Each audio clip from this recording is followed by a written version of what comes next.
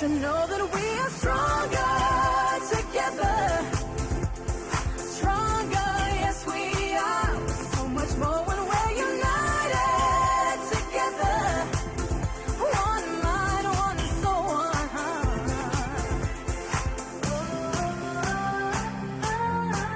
Yeah.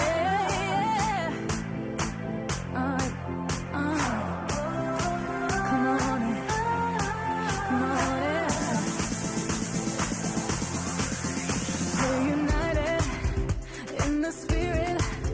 There'll be better days to come. If you reach out, you can feel it. 'Cause it's there for everyone. Don't you know that we are stronger together? Stronger, yes we are. So much more when we're united together. One mind, one soul, one heart. Don't you know that we are stronger together? Stronger, yes we are.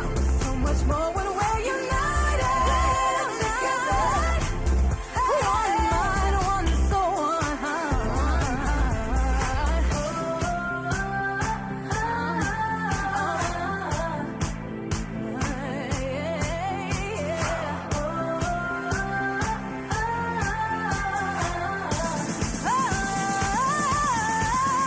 This song is for the doubters and the shouters in the world. We're not buying what you're trying to sell. Love is so much greater than the haters in the world. It's for one, for all. Don't you know that we are stronger together? Stronger, stronger, yes we are. So much more when we're united together. Don't you know? One mind, one soul, one heart. Don't you know that we are stronger together? Stronger, yes we are. So much more when we're united together. One mind, one soul, one heart.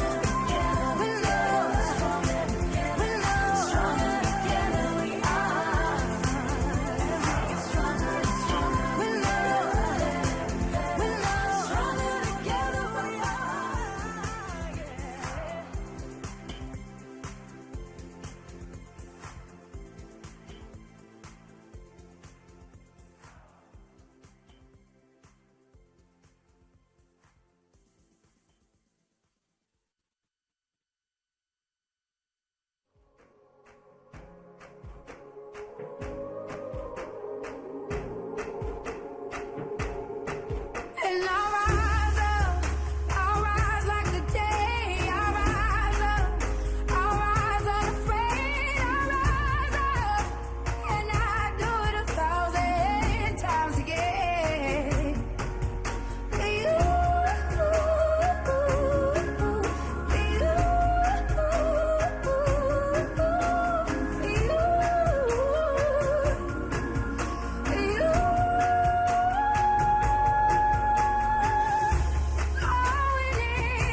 All we need is hope, and for that we have each other, and for that we have each other.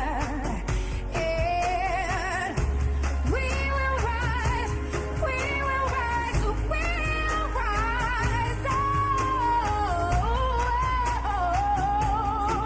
We'll rise. I'll rise up, rise like the day. I'll rise up in spite of the ache. I will rise 1,000 times again. And we'll rise up, I like the waves. We'll rise up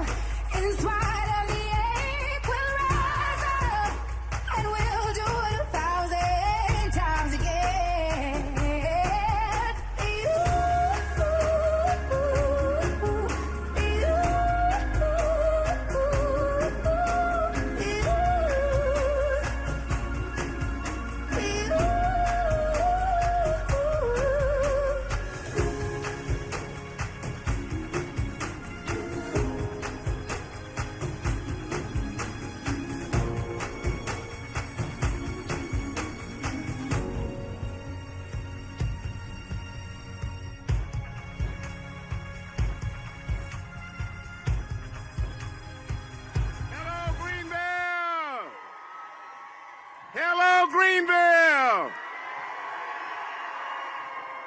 Hello, Pitt County. And hello, Eastern North Carolina. Let me begin this afternoon by thanking all of you for coming to Greenville to show your support for a great, great human being. I know that you have been watching the news very intently over the last few weeks, and you must know that the eyes of the nation are on North Carolina. Make no mistake about it. We here in North Carolina will be a major player in deciding who will be the next president of the United States of America. And so it's fitting that Hillary Clinton comes to Eastern North Carolina to be with us today. Hillary is a proven leader with a track record, not just over the last few months, but over the last 30 years. She has a track record of bringing people together across party lines and getting results that improves lives. She has the right experience. She has the right temperament, and temperament is important. And she has the right values to be our president. On the other hand, Donald J. Trump is dangerously unfit to serve.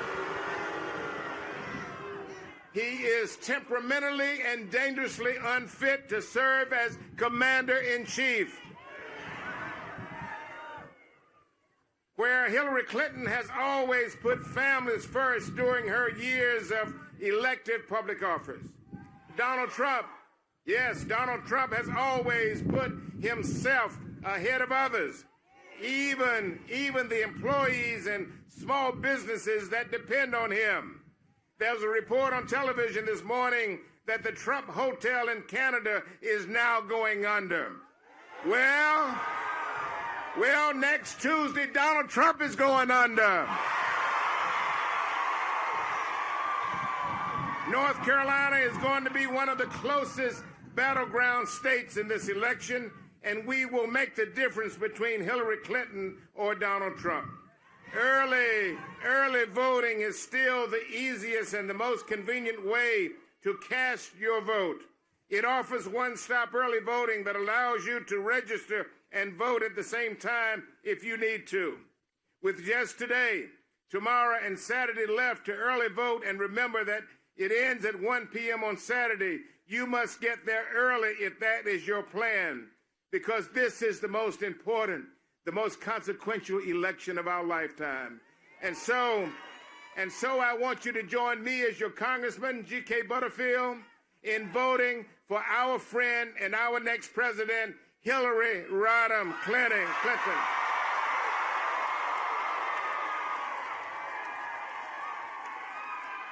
There are two more speakers, and then you will hear from Mrs. Clinton. Our next speaker is good. It's good.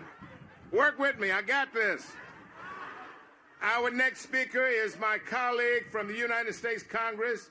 She is no stranger to anyone in this audience. She has served in the Congress now for many years, representing the thousands of men and women in the District of Columbia, many of whom are from Eastern North Carolina, and I remind her of that every day. Please receive to the podium Congresswoman Eleanor Holmes Norton.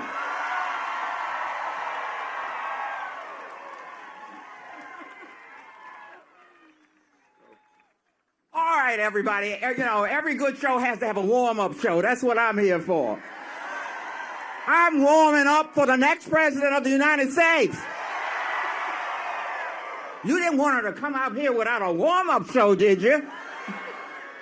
Pitt Community College, Pitt County, North Carolina.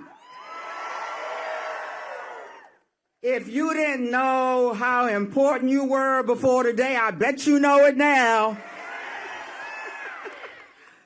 Look what you're going to be able to say. When the first woman becomes the president of the United States, you're not only going to say that she repeatedly came to your great state, You're going to say that she couldn't have become president without coming to Pitt Community College. Let me tell you what they're saying about North Carolina. They are saying that North Carolina is at the center of the electoral universe. I mean, I never read such stuff before. The New York Times just said, North Carolina has become perhaps the most important state in the election. And they weren't through yet. They said that North Carolina has the potential to decide the Senate and the presidency. So that's why every official in the world is making it to North Carolina. Beginning, of course, at the very top with the first African-American president of the United States, Barack Obama. Now, I got to get a little personal with you, North Carolinians, because I'm particularly excited to be here. My friend GK Butterfield knows why. I'm excited to be in Eastern North Carolina because, brothers and sisters, I got North Carolina blood in me. My mother is from this very region. I can tell you this much. What my North Carolina blood is telling me, that North Carolina is not going to let Donald Trump with his hateful message become president of the United States. Now, you know, even the Republicans have made it clear they know how important all of you are. Why else have so many North Carolinians had to go to the courts just to vote? Why else have so many of you had to fight purging of the polls? That's illegal 90 days before an election. Why else have the courts, the federal courts, extended your early voting period for a full week? Why else? Now, I'm come this afternoon to say you want it, don't waste it, use those 3 votes, those 3 more days you got. 3 more days, that's today, tomorrow, and Saturday. And as you go, please bear this in mind. Only one candidate of these 2 has your agenda at the top. Your debt-free college agenda. Your affordable housing agenda. And your equality agenda. And not only that, remember this, only one candidate will work her very heart out for each and every one of you. And only one candidate respects each of you. And only one candidate who is running to be the president of the United States, I can say, truly loves you and loves North Carolina, and that is Hillary Rodham Clinton. Now, I am here to introduce a very courageous woman. In one of my lives before I became a Congresswoman, I was the chair of the New York City Commission on Human Rights, although I'm a native Washingtonian.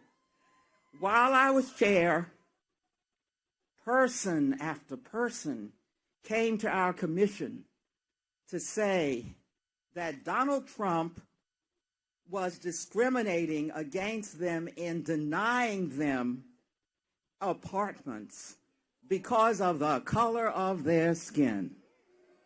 I tell you, got to be so many apartments, so many apartment houses that I had to call the Justice Department in as well to help me handle all of these complaints. And they sued Donald Trump in many of his apartment houses. And to tell you, don't let him say, well, they didn't find me guilty. Let me tell you what he did. He crumbled.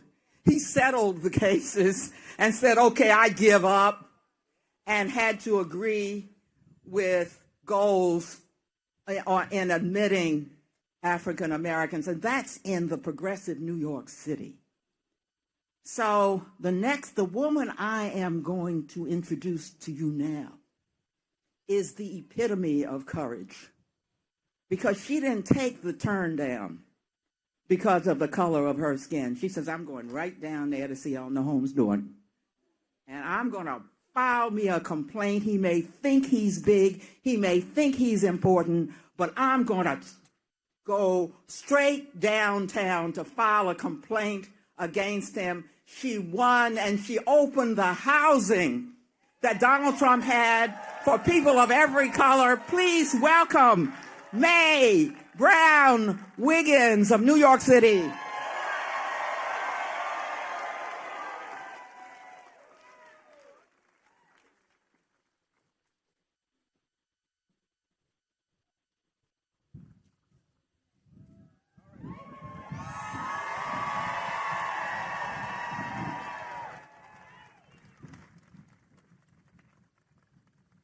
You are most welcome.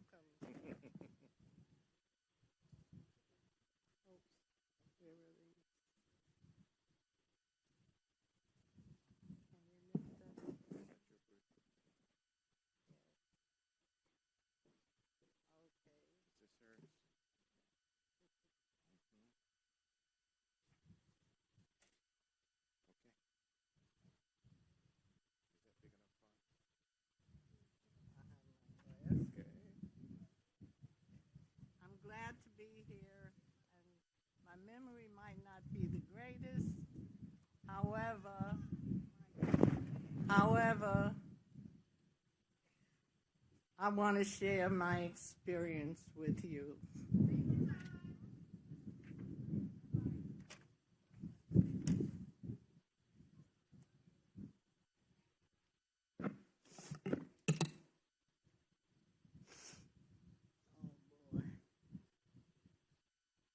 First of all, it's wonderful to be here. And a lot of reasons I'm excited to vote for Hillary Clinton in this election. I'd like to share one of them with you. Back in 1964, I was just a fledgling nurse in Queens, New York. And like every young professional, I went looking for a place to live. I came across an ad that seemed nice enough, and with my budget, it happened to be owned by the Trumps. When I went to apply, I was told that there were no vacancies, none. This is a brand new apartment building, not even finished, and they had suddenly ran out of vacancies.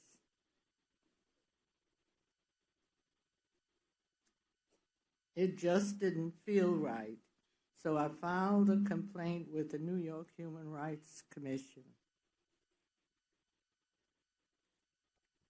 The Trumps just turned me away because of the color of my skin. and they had done the same thing to many others. The United States Justice Department sued them for this practice. When I think about how they lied to me just because I was black,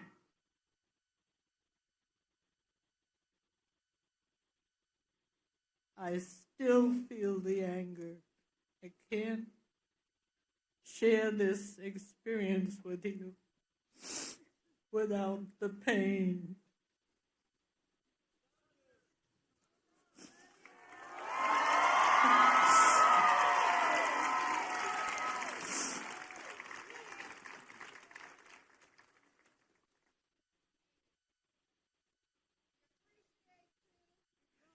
I love you.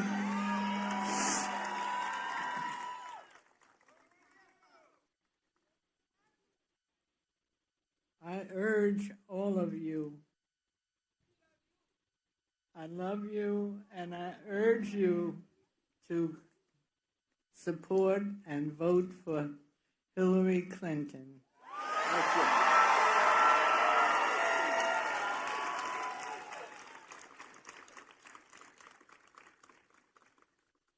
Now, I want Hillary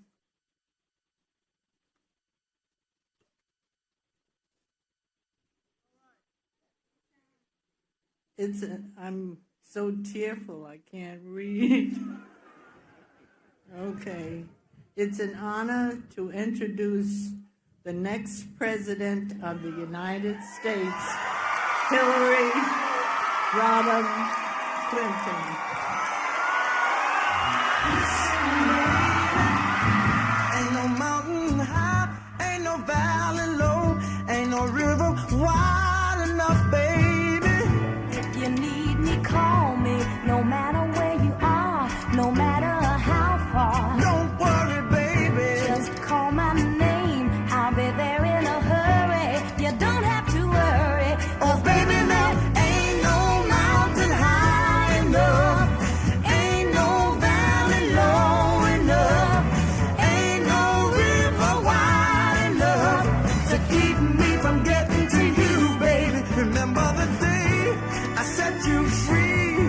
I told you you could always count on me, darling. Thank you so much. Wow, it is great to be here.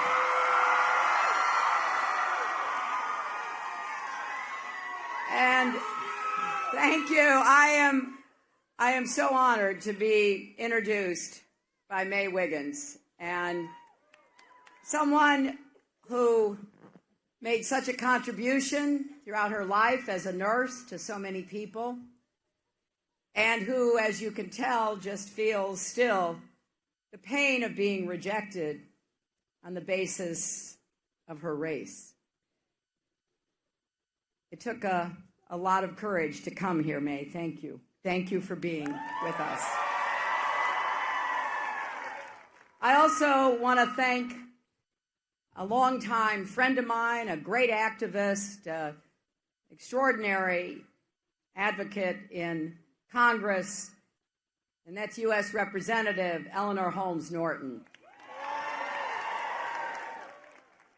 I want to thank Mayor Alan Thomas for welcoming me here.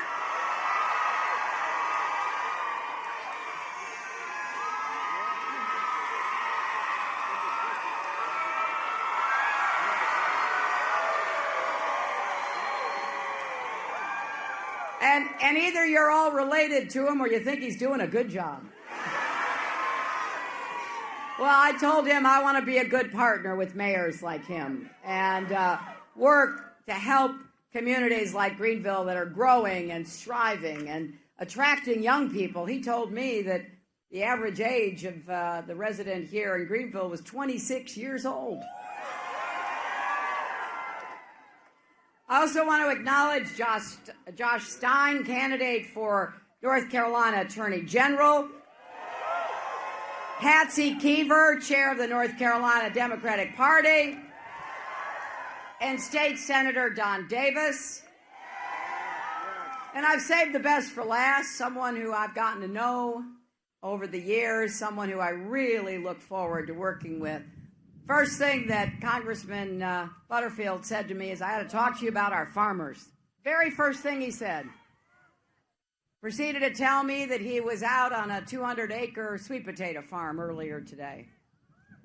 We talked about the damage that Hurricane Matthew has done, the lives lost, the homes lost, and also the agricultural damage with all the flooding. And my heart goes out to everyone who has been affected. We got to be really focused on what we're going to do with this extreme weather. We're getting more of it in more places. And I'm going to make that a priority for my presidency to make sure communities are well prepared, they're resilient, but that we also work to try to limit the damage by taking on the challenge of climate change and changing weather patterns. And nobody knows more about weather than our farmers. And I am very committed to supporting farms of all sizes, but particularly small farms.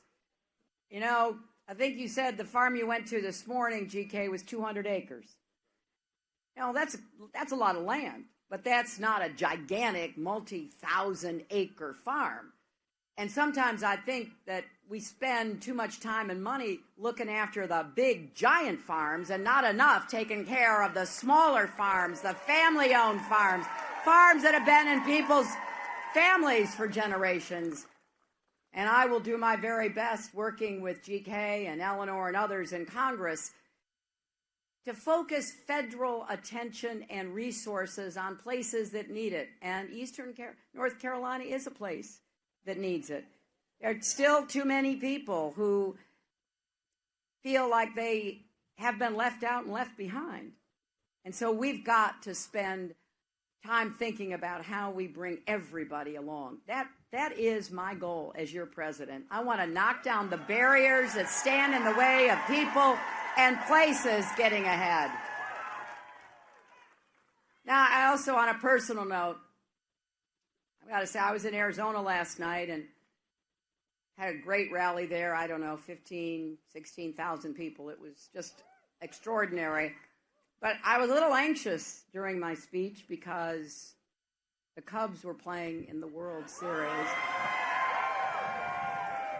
And, you know, I've been a fan all my life, started watching baseball with my dad, went to Wrigley Field, and, you know, it's been a long time, 108 years, to win a championship and make history. And I only wish that my late father and the great Ernie Banks, Mr. Cub, could have seen it happen. So last night was very special on lots of fronts. And who knows, maybe we'll see even more history made in a few days.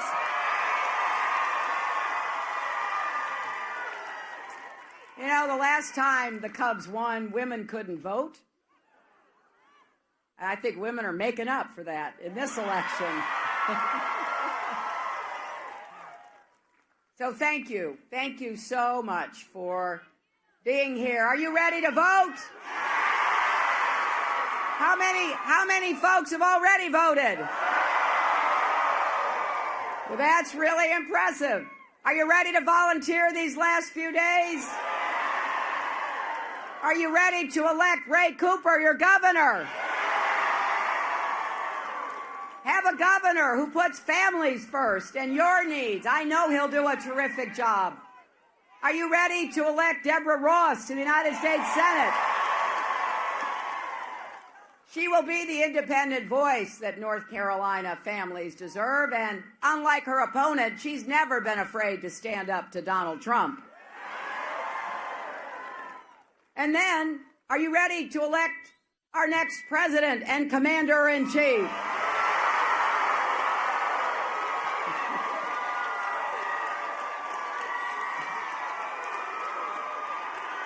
Well,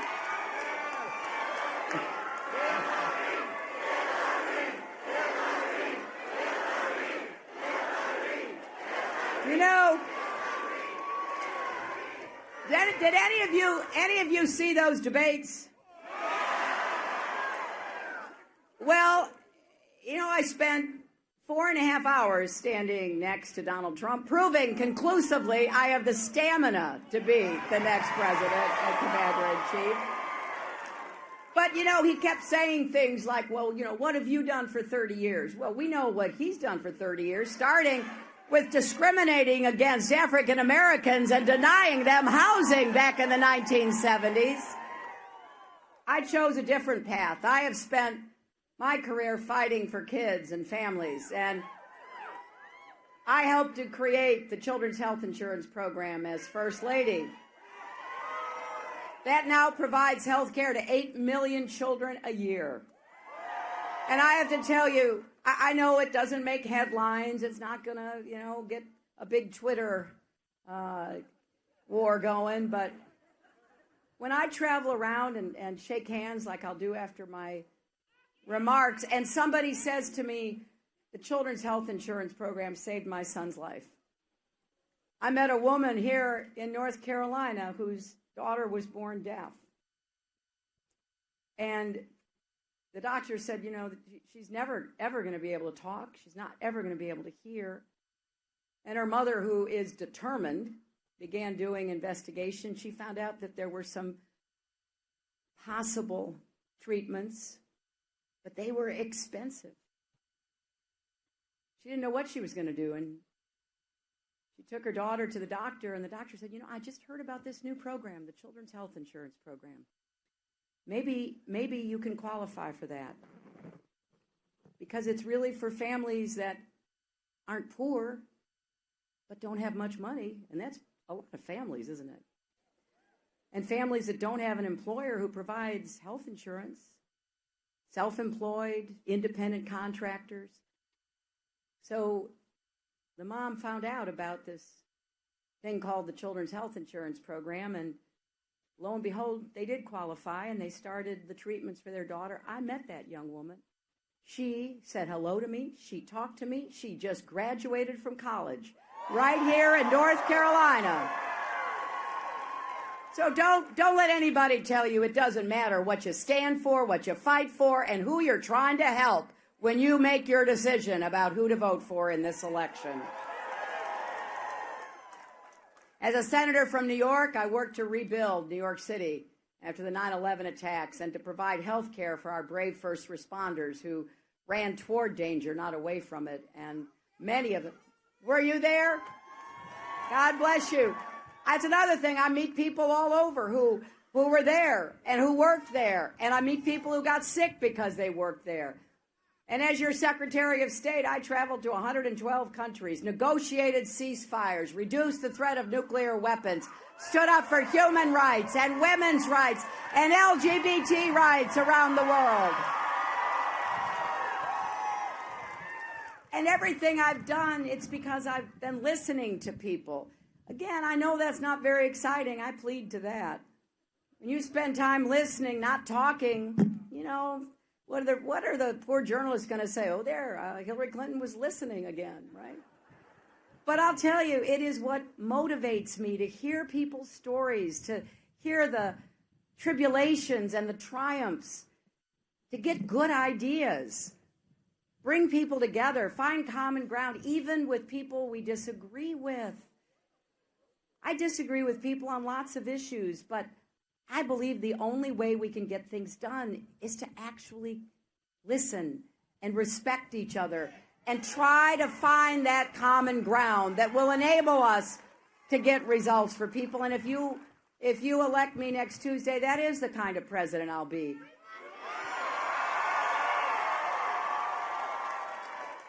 And from the first day of this campaign, I've been telling you what I want to do, putting forth my ideas about what I think will help you. I truly believe that you deserve a candidate you can vote for, not just someone to vote against. And so if we're going to make this choice, we've got to be clear, the positives and the negatives, because one way or another, come this January, America is going to have a new president.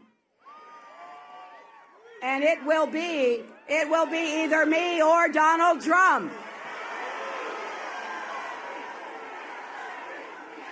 And you know what else?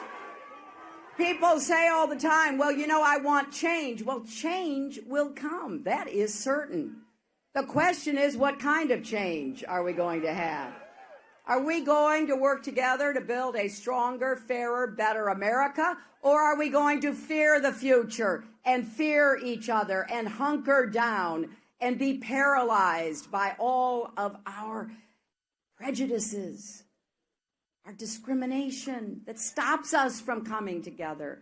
So here's what I want you to do in these next days as you talk with people who maybe haven't yet voted, maybe haven't made up their mind. I want you to ask them, imagine it is January 20th, 2017, and it is Donald Trump standing in front of the Capitol, taking the oath of office. Imagine what that will be like then to have him in the Oval Office, making the decisions that affect your lives and your futures. Imagine having a president who demeans women, mocks the disabled, insults African Americans and Latinos, who pits people against each other instead of pulling them together. Someone who always puts himself first and doesn't care who gets hurt along the way. A president with a very thin skin who lashes out at anyone who challenges him, who praises adversaries like Vladimir Putin and picks fights with our allies and even attacked the Pope.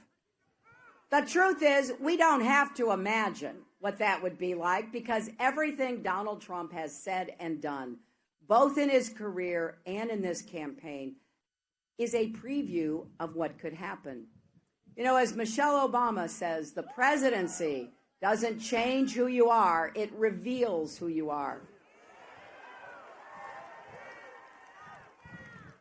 And we've all seen all we need of Donald Trump.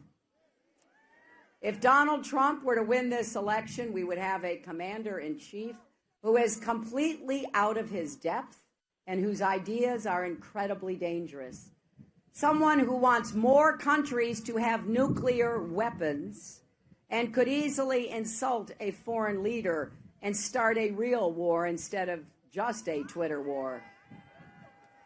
And yet, this morning in Florida, Donald stood on a stage and said, and I quote, "I'm honored to have the greatest temperament that anyone's ever had." Now, he knows we can see and hear him, right? This is someone who at another rally yesterday actually said out loud to himself, "Stay on point, Donald, stay on point." His campaign probably put that in the teleprompter. Stay on point, Donald, stay on point. We have seen it over and over again. We know his true self. His instinct is to say whatever pops into his head, no matter how wrong he is, he can't help himself. So is this someone we want to put in charge of our military? Is this someone that we want to treat people the way he has demonstrated his disrespect throughout this campaign? In a country that values religious liberty and freedom, someone who would ban every Muslim in the world from ever coming to our country? Someone who thinks the lives of black people are all crime and poverty and despair? He has no idea, none, about the strength of the black church, the vibrancy of black-owned businesses, the excellence of historically black colleges and universities, the rise of a new generation of black activists for social justice, and the success of black leaders in every field. Remember how he denied housing to May Wiggins. And May wasn't alone. Whenever African Americans tried to rent an apartment, their application was marked with a C for colored. In fact, Donald, his father, Fred, and their entire company were sued by the Justice Department for discriminating against African Americans and Latinos in the 1970s. They settled the case, but the Justice Department was forced to go after them again because they continued to discriminate against people of color. Think about that. If he were to win, he would be in charge of the federal housing department. If he doesn't respect all Americans, how can we trust him to serve all Americans? And then another recent example is the way Donald Trump treated what are called the Central Park Five. These were 5 Black and Latino kids, some as young as 14, who, it turns out, were wrongly convicted of a terrible crime in New York back in 1990. Donald Trump took out full-page ads in 4 newspapers calling for the death penalty for these kids. Nearly 3 decades later, they were exonerated by DNA evidence. Also, someone else confessed to the crime. So they were finally released from prison and justice was done. But not only did Donald Trump refuse to apologize for calling for their execution, he actually said they should still be in prison. To him, those kids will still and always be guilty, no matter what the evidence says. Do we want this man appointing judges? Do we want him controlling the Justice Department? Well, people who are voting for him, that's what they would get. He has spent this entire campaign offering a dog whistle to his most hateful supporters. He retweets white supremacists and spreads racially tinged conspiracy theories. And you better believe he's being heard loudly and clearly.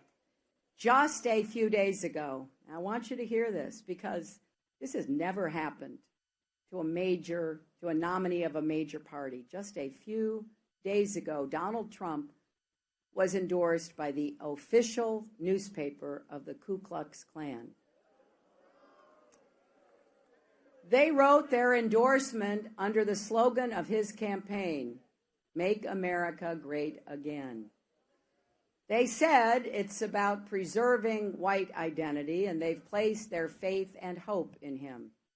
You've got to ask yourself, do any of us who believe in our Constitution, who believe in the rule of law, who believe that we are stronger together, who believe that we want to keep moving positively toward the vision of freedom and equality set forth by our founders, do any of us have a place in Trump's America? It's not just about communities of color. It's about young people. It's about any of us who don't ever want us to go back to a time when you could officially discriminate, where people could be intimidated. That is not who America is, and we're not going to let it ever go back to that.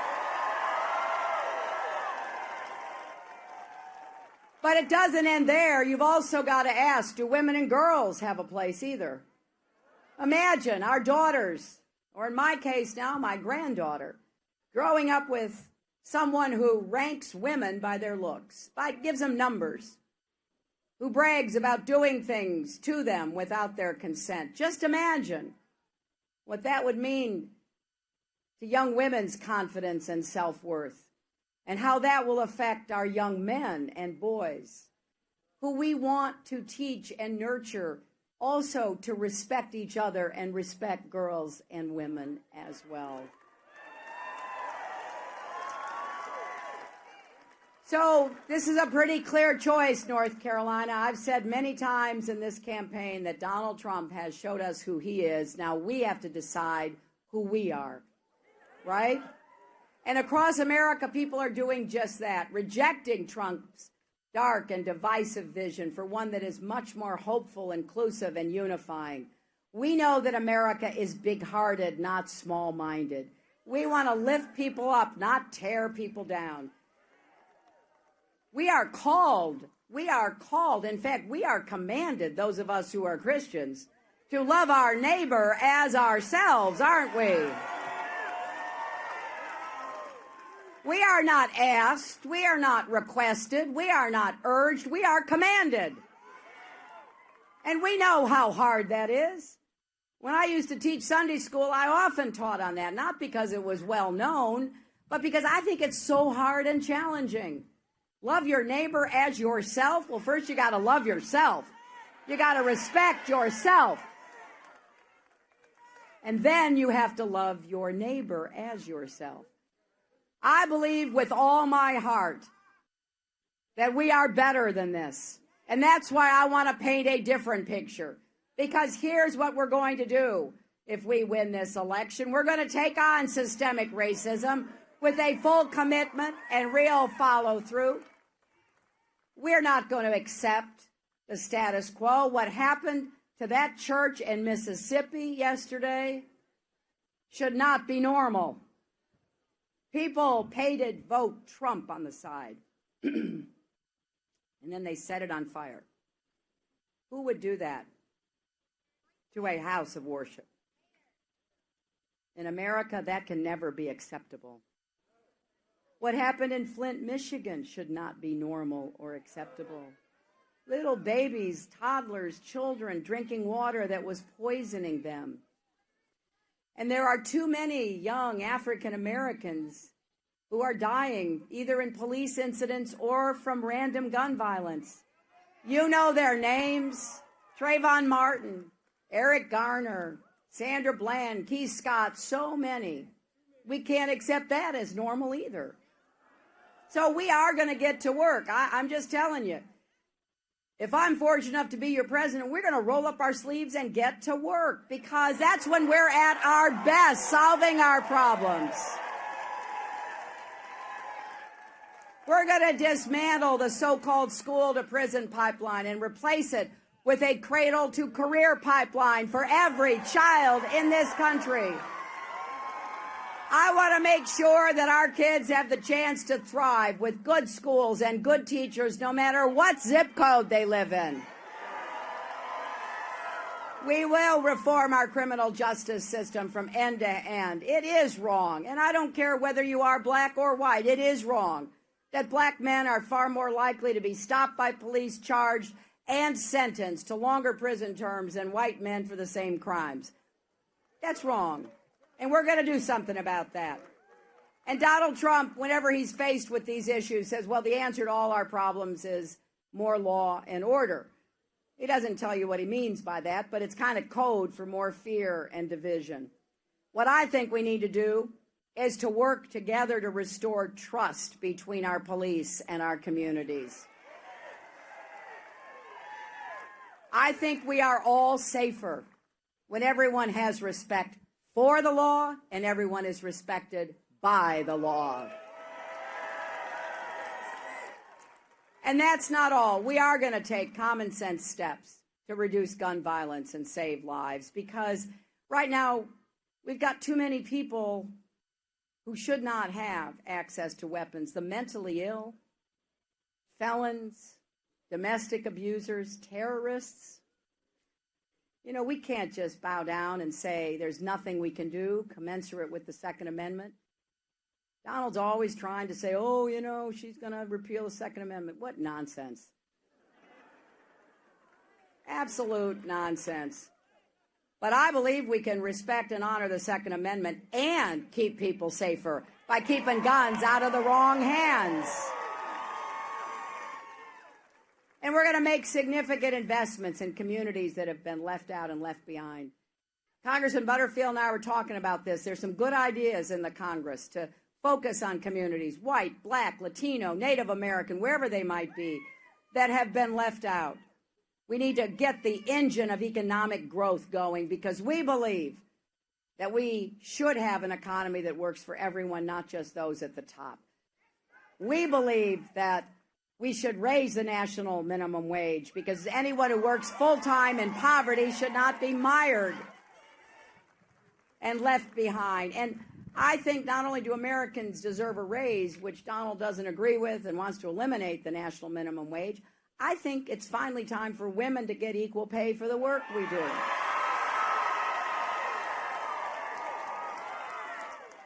I don't know about you, but this is not just a woman's issue. I'm always accused by Donald and his supporters that whenever I talk like that, I'm playing the woman's card. Well, I've always said, if that's playing the woman's card, deal me in. You got that right. But I actually think I'm playing the family economics card, because if you have a mother, a wife, a sister, or a daughter, she deserves to be paid fairly for what she does in the workforce. And we're going to have a big investment in new jobs, infrastructure jobs, our roads, our bridges, our tunnels, our ports, our airports, our water systems. And we're going to do more to bring advanced manufacturing to inner cities and rural communities. Put people to work, doing work that has a really productive purpose. We're going to invest in more clean, renewable energy jobs. These are jobs that cannot be exported. They have to be done right here in eastern North Carolina. Now, it's fair to say, okay, that sounds good. How are you going to do all that? Okay, I'll tell you two things. First, I have said, and you can hold me to it, I will not raise taxes on anyone making less than $250,000 a year. You see, I come from the middle class. My dad never made anything near that, even in those dollars back in those days. But I know that the best way to grow our economy is from the middle out and the bottom up, not the top down. That does not work for most Americans. And so, secondly, I'm going where the money is. The money has gone to the wealthiest of Americans and big corporations in the last 15 years. And if you ask Donald Trump what is his economic policy, it is to give trillions of dollars in tax cuts to himself, to his family, to the wealthy, to corporations. I just think that's a bad idea. We're going to make the wealthy pay their fair share, and we're going to make sure Wall Street never threatens Main Street again. And we're going to make public colleges like East Carolina University tuition-free. Tuition-free for working and middle-class families, and debt-free for everybody else. And if you're struggling with student debt, we have a plan to ease that burden and cut your bills and get you out from under debt faster. And we're going to create a $25 billion fund specifically aimed at supporting historically black colleges and universities. But I don't think that every young person needs to go to college. If you want to, I'm going to make it affordable for you. But if you also want some other way of making a good living, let's bring technical education back into high schools and connect them up with community colleges and business apprenticeships. There is such a stark difference on every issue that matters between me and my opponent, and I'm asking folks who are still making up their minds to really search your heart about what kind of country we are and what kind of future we want. I just don't believe we're at our best when we stoke fear about each other. Now, that does not mean we have to agree about everything. Of course not. But it does mean we have to be willing to listen and to come together to solve problems that affect us individually and as a society. I don't think I have all the answers. I don't think anybody does. When Donald Trump at his convention said he alone could fix everything in America, I thought about our founders meeting in Philadelphia. It wasn't one person creating our country. It was many people working together. Think about every social movement, every economic advance, every university like this one, every achievement that you've made in your own life. Somebody helped you. You worked with somebody. Look at this community. Everybody working together, making Greenville really grow and thrive, making this university better and better every single year. That is my experience of America. So here's what I hope you will do. I hope you will get everybody you know and yourselves, if you haven't voted yet, to vote early. Because the other side's strategy is to scare people and intimidate people from going to the polls. Now, Donald Trump's campaign knows that if women turn out, if people of color turn out, if young people turn out, if people who share our vision of a positive, unified country turn out, there's no way he can win, because that is more than half the people in America. And you may have noticed that President Obama was in Chapel Hill yesterday, and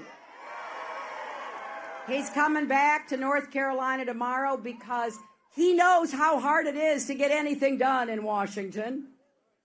As he said yesterday, everything we've done is dependent on him being able to pass the baton to somebody who believes in the same things he does. Well, I'll tell you what, I'm ready to grab that baton. He's going to have to bend down for me to be able to reach it because, you know, he's a tall man. But I've been practicing. I spent 4 years working with him. I call him my partner and my friend, and I am ready to defend and build on his progress coming out of his 8 years of the presidency. So let's get out and vote, and let's vote for the kind of future that we want, the kind of country that we want. Find your early voting location for the next 3 days. Please go, take people there. We will show once and for all, love trumps hate. Thank you all.